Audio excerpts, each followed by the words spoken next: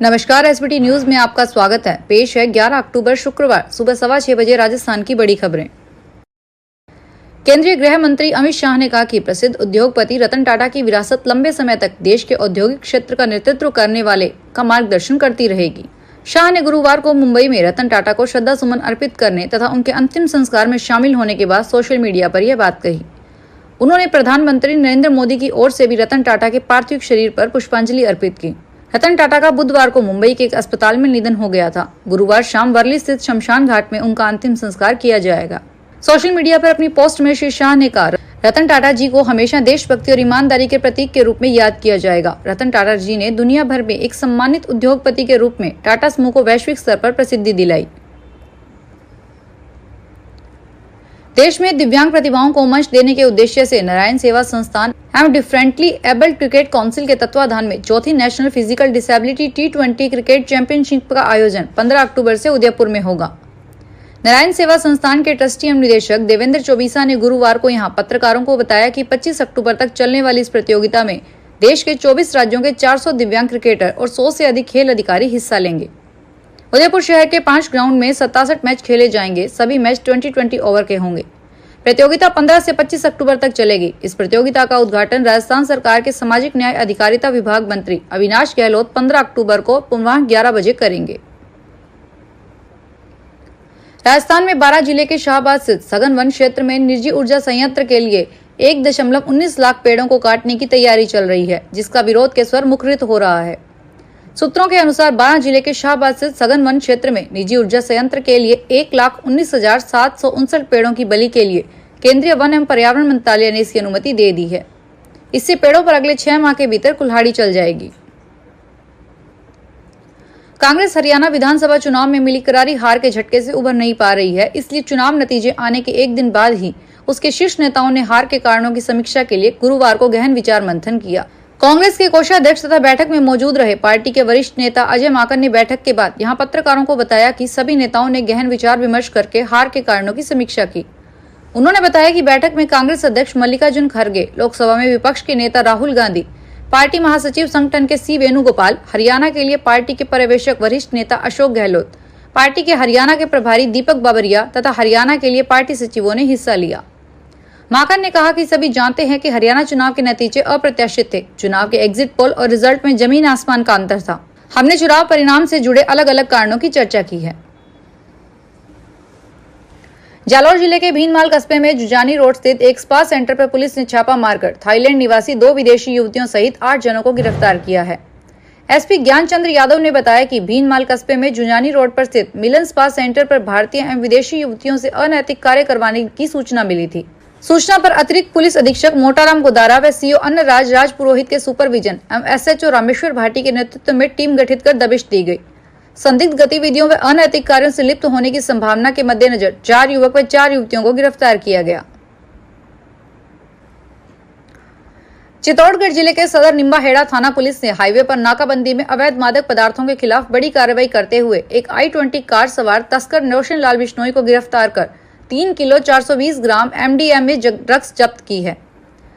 जब ड्रग्स की कीमत करीब 7 करोड़ रुपए है। एसपी सुधीर जोशी ने बताया कि अवैध मादक पदार्थों की खरीद फरोख्त व तस्करों की धरपकड़ के लिए चलाए जा रहे अभियान के तहत एएसपी परबत सिंह व डीएसपी निम्बाहेड़ा बद्रीलाल राव के मार्गदर्शन में थानाधिकारी संजय शर्मा के जाप्ते सहित थाने के सामने चित्तौड़गढ़ नीमच हाईवे के नाकाबंदी कर रखी थी।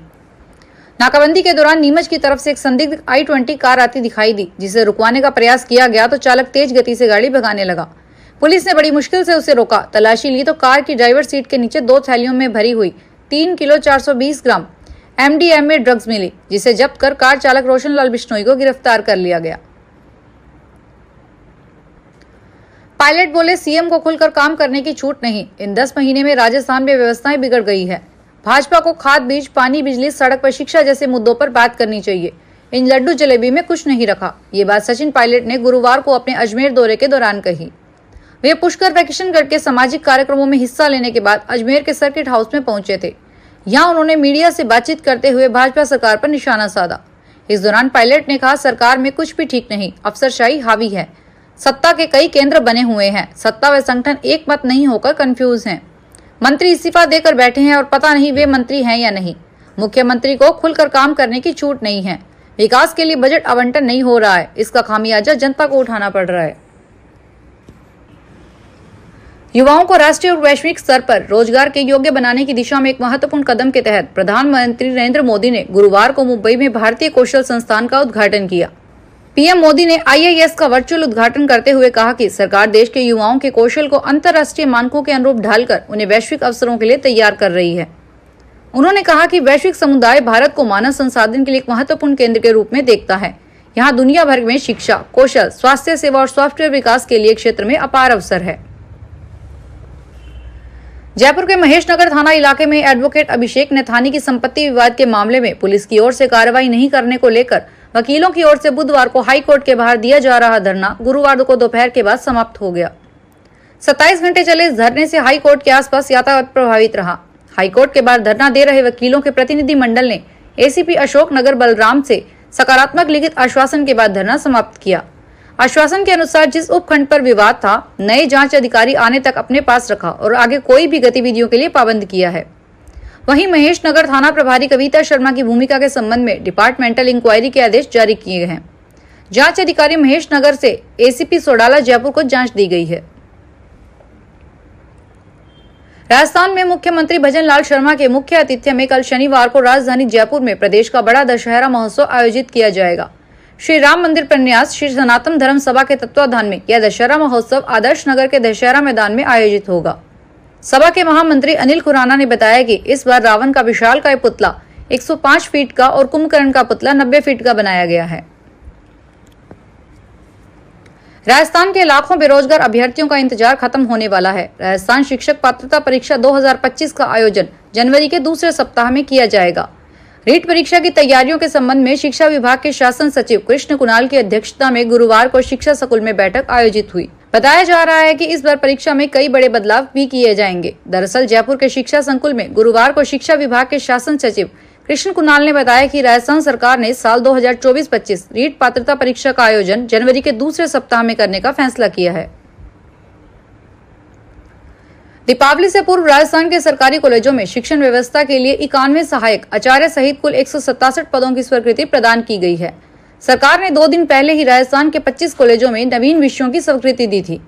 सरकार ने इसकी प्रशासनिक व वित्तीय स्वीकृति जारी कर दी है। उच्च शिक्षा विभाग ने हाल ही में 25 सरकारी कॉलेजों में स्नातक व स्नातकोत्तर कक्षाओं में नवीन विषय व संकाय खोलने की अनुमति प्रदान की है। इसके तहत 91 सहायक आचार्य, 38 प्रयोगशाला सहायक, 38 प्रयोगशाला वाहन के पद सृजित किए गए हैं।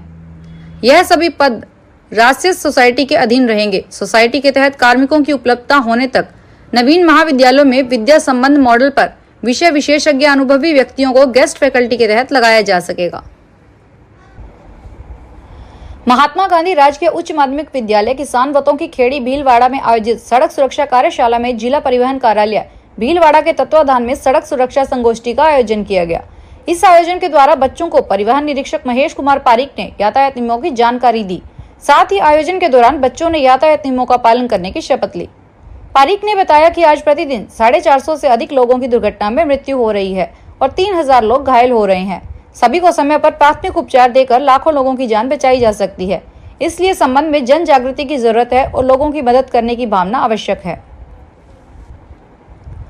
उत्तर पश्चिमी रेलवे द्वारा माल लदान समय पालनता में बेहतर प्रदर्शन करने के चलते आय में निरंतर वृद्धि हो रही है। उत्तर पश्चिमी रेलवे के मुख्य जनसंपर्क अधिकारी कैप्टन शशि किरण ने गुरुवार को बताया कि उत्तर पश्चिमी रेलवे ने वर्ष 2024-25 के सितंबर तक 4000 करोड़ रुपए से अधिक का राजस्व प्राप्त किया है, जो पिछले वर्ष की इसी अवधि से प्राप्त राजस्व से करीब 13% अधिक है। उत्तर पश्चिमी रेलवे की माल भाड़े से प्राप्त आय और यात्री आय दोनों में बढ़ोतरी हुई है। साथ ही यात्रियों की संख्या में भी वृद्धि हुई है। जैसलमेर में इस बार दशहरे के दिन रावण जलाने की परंपरा का निर्वाह किया जाएगा। रावण दहन के लिए नगर परिषद ने तैयारियां शुरू कर दी है। शहीद पूनम सिंह स्टेडियम में जोधपुर से आए 10 कारीगर रावण, मेघनाथ और कुंभकर्ण के पुतले तैयार कर रहे हैं। करीब 10.75 लाख रुपए की लागत से तीनों पुतलों का निर्माण कराया जा रहा है। दशहरे के दिन शानदार आतिशबाजी के साथ इन तीनों पुतलों का दहन किया जाएगा। नगर परिषद कमिश्नर लजपाल सिंह ने बताया कि इस बार दशहरे के पर्व को देखते हुए नगर परिषद सभी तैयारियां कर रही है। परंपरा के अनुसार नगर परिषद ने इसका टेंडर कर दिया है। तीनों पुतलों को बनाने के काम के लिए 10 के करीब कारीगर लगे हुए हैं। फिलहाल खास खबरों में इतना ही। ताजा खबरों की जानकारी के लिए देखते रहिए SBT न्यूज। धन्यवाद।